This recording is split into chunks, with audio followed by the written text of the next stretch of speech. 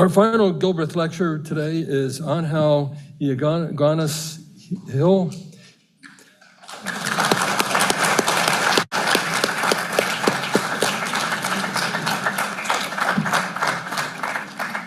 Angel is a principal materials scientist at Argonne National Laboratory, that's outside Chicago, Illinois, where his research focuses on the fundamentals of materials growth and microelectronics, neuromorphic computing, and artificial intelligence.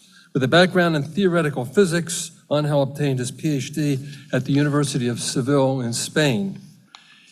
He will delve into how design principles underlying insect neural architectures inform brain-inspired AI and machine learning applications, ranging from online reinforcement learning to RF signal processing, while also highlighting key neuroscience gaps that could shape future innovations. Please welcome Dr. Yanguas-Gil to the podium.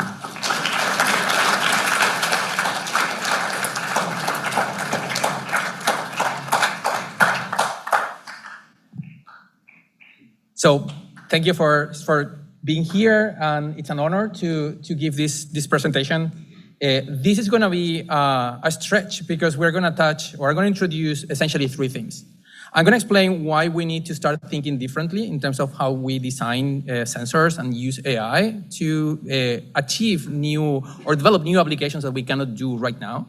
Then I'm going to go a bit onto the neuroscience side to see what kind of behaviors can we get from the insect brain to really understand and mimic when we try to bring the systems to engineering applications. And then I will give a couple of examples as well in terms of cool facts about insects that I hope that you remember after the presentation. So what is the problem that we're trying to solve? The problem that we're trying to solve is that there are many applications for which we would like to be able to put a sensor that is able to do and react to the environment where they are in without a human being involved in the loop. For instance, the two examples that I'm highlighting here is you have a probe in space, you send it into a moon in Jupiter, and it's an hour away from us. So every time that you communicate with that probe, there's 1 hour lag and 1 hour coming back. So clearly, there's an issue there in terms of how you make the systems autonomous in a way that they can operate, and if there is a geyser, they can avoid the geyser without the operator telling them what to do. The other example is closer to us. This is actually the inside of a nuclear reactor here, and that glow is bad news. It means that the radiation levels are so high that the water is being breaking apart by that radiation, but we need to have ways of measuring what's going on there. So you have to put a sensor inside that environment and hope that it doesn't get fried, but it fails in a way that is graceful so that you can see the degradation and you can wait as long as possible before you have to change it.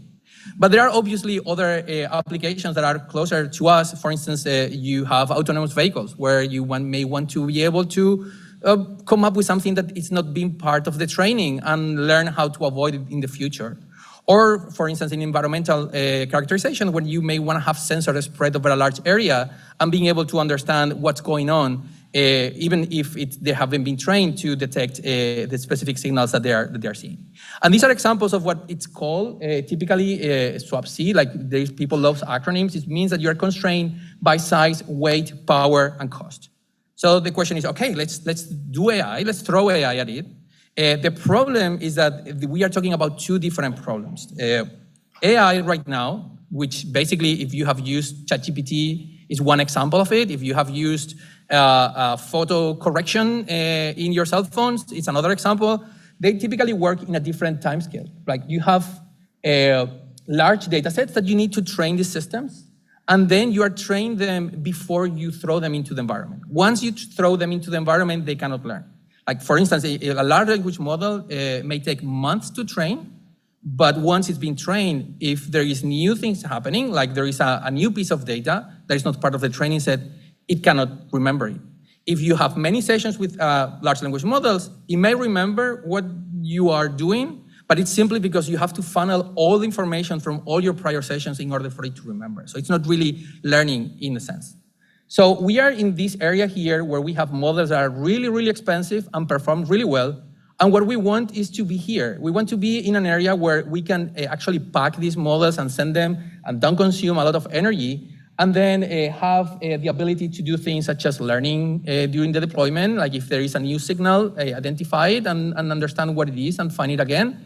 Learn with fewer samples. You cannot feed 20,000 data points to have a useful sensor, because sometimes what you're gonna see is gonna happen once or twice.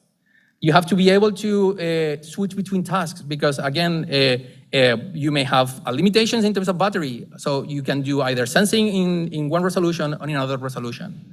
And then the other thing is that you want it to be able to adapt to changes. If there is a change in mission, for instance, being able to adapt to that. So one of the areas that people have been working on for a long time is to use biological systems and brain as an inspiration, because our brains can do a lot of the things that we want these sensors to do.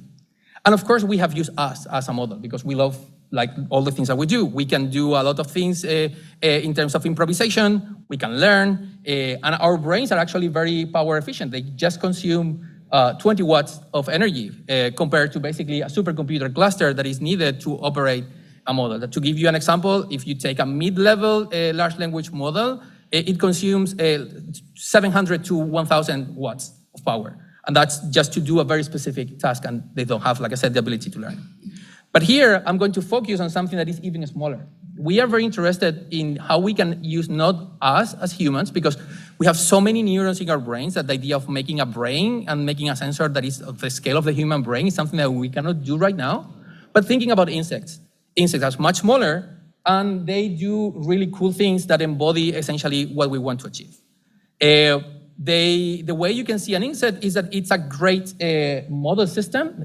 Bees, for instance, can learn to navigate to multiple locations while being miles away from the hive. That is something that they can do at different times of the day, and they can tell the other bees where they were and how successful was their trip. Male fruit flies remember other males who have beaten them or bested them in reproductive fights, and they can avoid them. So basically, they have reached middle school level of interaction with other bees. So the other one is that they can actually learn by watching other bees interact with other environments. There's a great video of a bee that has been trained to praise soccer, and other bees learn faster by looking at that. And the two favorite ones that I want to emphasize is that, you know, metamorphosis. When there is metamorphosis, the whole body is liquefied, but the memories are preserved. If you teach something to a larvae and then you transform it into an insect, the memories are preserved even though you have completely disrupted the hardware, let's say. And then perhaps the more interesting is that they can do very complex things. Like for instance, sorry, this is moving. They can do very complex things like there's a parasitic wasp that can zombify an insect. And then it can bring it back to their lair, and it can basically keep them alive while their offspring is growing inside, and it eats them from the inside out. So it's something that is really complex task, and they can do it with very few neurons. And in fact, it's something that it's so few, like it's more than, I would say fewer than 10,000 times fewer than the human brain has, that they are actually within the reach of the way we make chips right now. And if you do the math, if you have, say, a 10 millimeter square chip, so that's something like it's not very large, you can basically have for something of the size of a fruit fly, 10 by 10 microns. Now, I don't know how much you follow semiconductor technology, but if you look at the technology notes are called, the devices are of the order of 10 nanometers. So you can pack a lot of functionality in a 10 by 10 microns. So the other thing that you can do is that when you look at having the ability to make this system, they can really impact how we approach compute. If you can make more things with fewer devices, you reduce dependency on leading nodes. Suddenly you can use other techniques to manufacture these chips. For instance, you could use printing because you don't need to go to the nanometer scale. You can reduce the energy footprint of computation. I think that the forecast for the energy consumption in the US for computing all these data centers is the same amount of energy that Belgium uses in a whole year. So that is a huge amount of energy that you can essentially save if you start taking some of these operations and making them more efficient. And the other thing is that now if you can work with larger components, then you can expand the environmental range of sensing and computing. You can maybe put sensors where it's too hot for current technology to work, or where the radiation levels, like I showed before, is too high. And that is something that we want to explore. So why we are not being inundated with these pin-sized smart sensors? Well, actually, we have a gap in our fundamental understanding. And in order to understand that gap, we need to understand a bit about how the brain works. So we know a lot about what is called the physical connections on the brain. This is a neuron. Neuron is a cell. The neurons get information from other neurons, like I'm showing here, and then they process that information and then sends an output when the information reaches a certain threshold. And that is called the connectome. And this is a great cartoon. Most of the inspirations in machine learning are based on this very simple idea. How does it look in real life? It looks like this. This is just 100 neurons in the insect brain. These are called the mushroom bodies because they have a shape like a mushroom. The insect brain has full of very characteristic names. Mushroom bodies is one of my favorite. And this is just 100 out of the million neurons that you have there. It's extremely complicated. But even though there is a connectome that has all the possible connections of the fruit fly brain, you run a model, you don't get an insect. What you get is patterns about information moving around. And the reason is that we are missing, like I said, we have a gap in our fundamental understanding, and we're missing all the chemistry that we cannot see. Like we know that our brains uses hundreds of different molecules. They are distributed by volume through our blood that regulate the activity of the brain. They switch on and off learning. They do processing based on context. They do task-dependent power consumption. Like for instance, when a fly is flying, it knows that it's flying, and it actually perceives things faster than when it's at rest. And that's done through these chemistry pathways that we cannot see. And then there is also the challenge that we have chemistry within each neuron. Like it goes up to your genetic material. Like there is methyl groups that attach to your DNA that controls whether you forget or something or not in a synapse of that neuron. But we do know things, and that's where the engineering spirit comes from. We know that there is modularity. As I showed before, this is just kind of like a cartoon of the brain. This is like the eye. This is the middle point. You would have another eye here. There are very well differentiated structural units that are called neurobuilds. You have heterogeneity in learning. Learning happens in very specific areas that can be used as inspiration without having to worry about everything else. And we have evolution. Evolution is really a great driver for system-level optimization because you want to be able to do a lot of things without consuming a lot of energy because that's the less food that you have to procure. So that is essentially what drove us to explore these systems. How do we do it? Well, we do it in 2 steps. First, we start with physics and AI, that's basically extracting models. And then the second step is to basically transform that into hardware. And we can do different things. We can take reconfigurable chips that you can buy, they're called FPGAs. We can take novel chips. They're chips that are designed to have this functionality. For instance, Intel has developed a chip called Loihi that they do some of the functionality that I have mentioned. And then you can take emerging materials and say, okay, can I reproduce the behavior of the brain using different materials, different devices that are not part of mainstream electronics? Okay, so and the approach, like I said, it can be at 2 levels. You can use a component level approach. Like for instance, you can take the mushroom body that I showed before, which is the learning center of the brain, and then you can use it for online continual learning. You can take the optic lobes, which is the part of the brain that uses the eyes, and you can use it for applications like target insert intersection. There is a group in Sandia that have done a lot of work on that. But you can also use it through high-energy physics detectors. You can actually use it to process information visually in a way that our current cameras cannot do. And then you can do other weird things, like for instance, it turns out that the way the insects sense polarized light is very similar to the way we process information. So you can use something like the central complex to do RF data processing, which I found like a really interesting, because if you have systems in a very remote environment, they have to communicate and they have to be able to interpret what they're seeing. But the other approach is to take a system level approach. It's looking at the information flow and trying to understand how the information is processed, where does learning take place, and how it drives actual selection. Okay, that's great. But can you give me some specific examples? Can you show that this works? And I'm gonna give like 3 examples in this presentation, very briefly. First of all, we try to compare the behavior or the ability of models inspired on the insect brain to do this idea of online continual learning. This is the idea that you have a system, you deploy them, and then they have to do something like say, identify a red car. And then you have a second task, which is I want to identify a white car. And then the last task could be I want you to identify a tree. And the things that they don't know beforehand, that's what you care about. You just tell them after you have deployed them. And this is something that it turns out that for AI is really, really hard because when you train the systems with the current AI models, they're really, really good at learning, but at the moment that you train it in something completely different, happens something that is called catastrophic forgetting. So what we did is that we created a model. I'm not going to go into the details. It's inspired on the insect. It has a lot of different things that are bio-inspired. And what we did is that we put it to compete with conventional AI models. And it turns out that insect-inspired architectures can outperform like the standard algorithms done by the AI community for continual learning. And this is not surprising. This is something that if you are an entomologist, you probably say, oh, for sure. But I think it's really useful because it showcases one example. So the other example that I want to show is one where we are actually making the insects live in an environment. And this is basically, I guess most of you are familiar with one first-person point of view video games. So here what we're trying to do is to put an agent, try to solve a series of tasks. Sorry.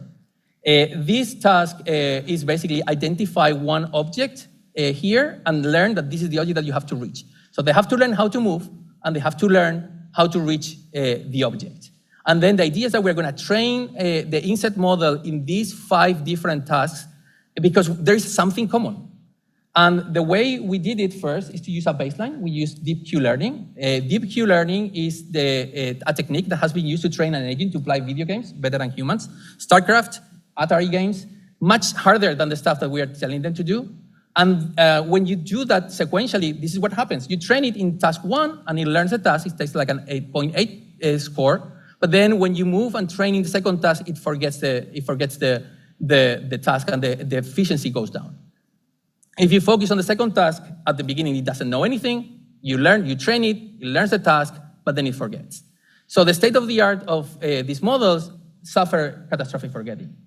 What happens when you use, again, an insect-inspired architecture to do this thing is that not only they don't forget, but they actually get a bit better because the task has components that are similar. You are learning how to move, and you are learning to identify a target. So even though you have a task that it doesn't see before, it starts improving slightly as it gets better, and there is no catastrophic forgetting. So that's one example, a second example of what you can do with these type of models. The final example is that you can use them to design sensors that are promising for sensing, like I said, in these extreme environments. Because we can, and one of the reasons is that these are extremely robust to perturbations. So here what we did is that we took a model. This is a model based on an electronic circuit that is inspired on the insect brain. And then we basically start to change the properties of the elements in the circuit. So basically that's a 40% change on the elements of the circuit, and the performance in this specific task, which is basically a classification of RF inputs, goes from a 99% to a 92%, which means that it's not failing catastrophically, it's failing in a way that you can basically see it degrading over time. And this is something really useful, and we are using, like I said, this model right now to explore detectors in high-energy physics applications that rely on this type of systems. Okay, but evolution has used millions of years to evolve a bee, and we have a lot of moving parts. How do we do that? How can we do optimization in such a system? So the idea then is to use AI to explore not just one model, but thousands of different models, each of them with different hypotheses, each of them with different structure. So the idea is very simple. We map the structure of the insect brain that we are interested in into sort of like a search space. A search space is basically a way of saying, okay, I care about these variables. In this case, might be components. It may be the specific knobs that you can tune in each component. And then there are techniques right now that they can do this optimization in a massively parallel way using the same supercomputers that the other speaker was mentioning before. And what you have is that you can feed them through an optimization algorithm, and each of these points is basically one configuration with one different design, and we can move from, say, my hero sample to large population of samples. And then we can use these algorithms not just to find the best performing, but to understand why the configurations work and why. Because as we keep optimizing, the algorithms can build an internal model that tells us, okay, when you use this combination with this learning algorithm, this structure of the brain, with the other structure of the brain, you get better. And I think that's the one way in which we can basically help accelerate the development of new architectures. So, to conclude, so this is not a presentation about the things that we have done. It's a presentation about a lot of the things that we could do. For instance, we need more challenges. Like when you look at machine learning, the idea is like, oh, I have images, or I have text. But in real life, you have many different types of sensors. If you have a robot, you can have internal information about the status of the robot, the temperature. All these things are needed. So I showed an example of very simple kind of like video game done with Python. We need more of those data sets that we can use to explore useful applications. We need more neuroscience. We need to understand what we are missing in our understanding. And I spent like 7 years going through the deep end of neuroscience and neurochemistry, and there are so many things that if people and real experts were looking into that, it would make my life so much easier. So we have to start also taking a system level view, and that's something that is common in engineering. Engineering, you typically start with a big picture. This is what I want to solve. And then through that, try to understand what are the building blocks that you need to basically complement the bottom-up approach. A lot of our work, mine included, it's about putting things together. I think that we need to complement and have the opportunities for the top. And then there is the opportunity to do two things. One is to take these crazy ideas and bringing them into the economies of today. Like machine learning is an AI is a big thing. If you can take some of these ideas and implement them in systems right now, that's something that you could use to save energy, or you could do more with the models that you have right now. And finally, you have the hardware part, which is the thing that started everything for me, where the idea is that if you can change how to fabricate chips using emerging materials, then you basically open up the space to have lower cost chip development. You can have more options in terms of where you manufacture them, and it makes it more accessible for smaller companies, for instance, to start thinking about these problems. So with that, I would like to finish. Like always, you can find everything on The Simpsons. This is a quote that I really love from The Simpsons that is very applicable to my job. This has been funded by many places, Argonne, Department of Energy, the Department of Defense, and I would like to thank you for your being here and supporting us.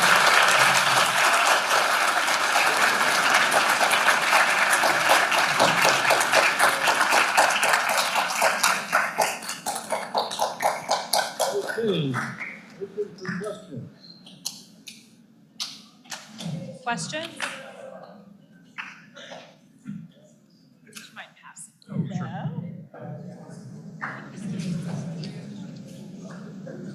Hello?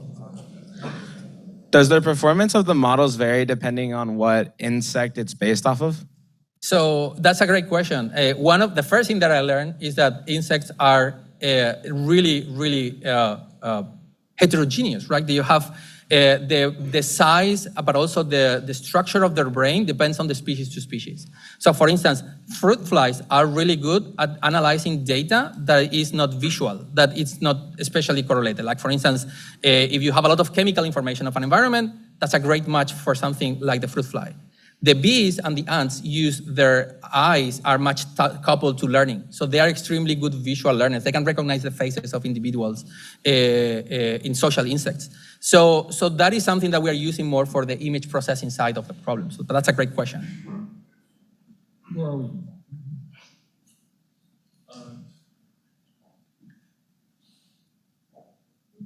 Hello? My name's Alex. I'm from Cabrillo High School.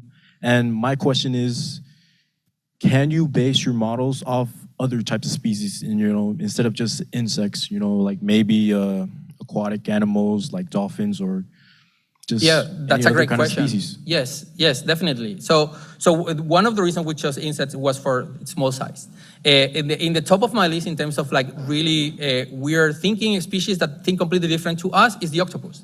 The octopus uses what is called embodied computing. their limbs think by themselves, and then they kind of coordinate with their central brain. So that's an example of a system that is not as large as a human, but that has a lot of potential applications. People have used rats as a model system. I think we know more about the brain of the rats than the human brain, but they share a lot of features because there are brains. And then there is a big gap in knowledge in neuroscience in birds. It's surprisingly little what is known about the brain of the birds compared to the brain of the mammals, because for a long time, they were not seen as a clever species, even though there are birds that are clearly really, really smart.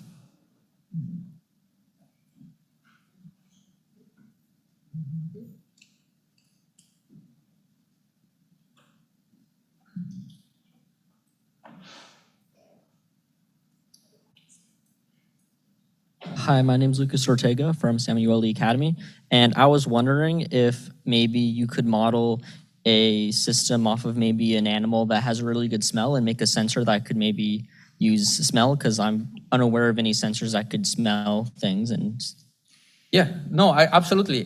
Like I said, the one of the best known systems, even within the insect itself, is the fruit fly uses a lot of learning based on smell. And they can actually do logic. Like you can present one smell is good, another smell is bad. If the two together, they may be good, they may be bad, and they know how much they bias each other. They can do also logic operations, like if A and B are present, together is good, but separately they are bad. And there is when I was in one of the research programs with other groups, there was a group working actually in humans, because again, our sense of smell doesn't go through the cortex, it goes directly and it's processed like very primary. So yes, that's definitely something that would be really useful for artificial noses and sensing in environment and all these applications.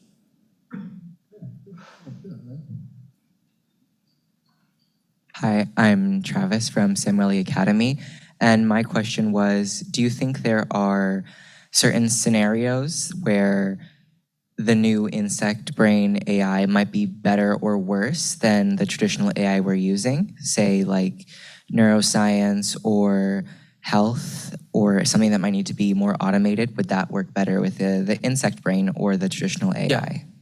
Yeah, that's a great question. The way I like to think about that is in terms of like what is the problem that we're trying to solve, right? So one of the examples of healthcare, one of the problems is that you typically work with very few data. These algorithms tend to be better at working with fewer data points than traditional AI. But the more complex is the problem that you're trying to understand, the more data you need, and then I think these models lose their advantage. And the conventional AI becomes like much better at doing what you want to do. So I think that's a great problem. It doesn't fit everything, and knowing the limits is also great because it tells us a lot about what makes the insect so successful and what would make our sensors successful.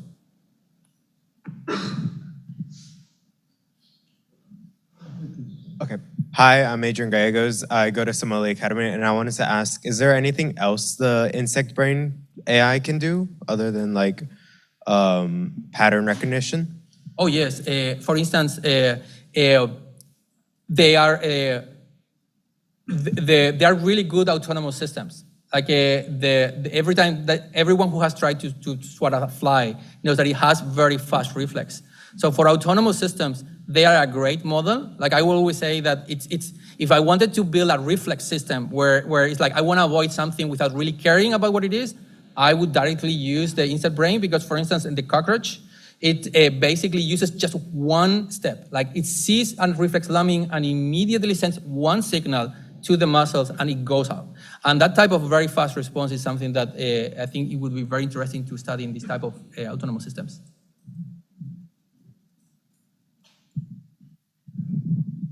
So you said that this AI model would be able to constantly learn while being after being deployed and be autonomous. And my question is, do you think that the people like monitoring the AI model would be able to still take control of it in case of an emergency? Yeah, that was one that's a very important question because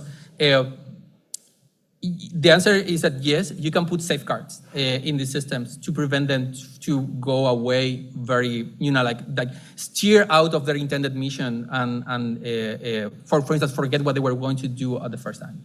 So that is something that is very important. The other thing that it's a concern that is relative to that is that the moment that you have an assistant that is autonomous and is learning, you can use what's called an adversarial approach. You can trick it to learn things that you don't want to learn. And that's the other thing that it's very important from a safety standpoint to understand what are the limitations, how much wiggle room do we want to give these systems to be able to learn.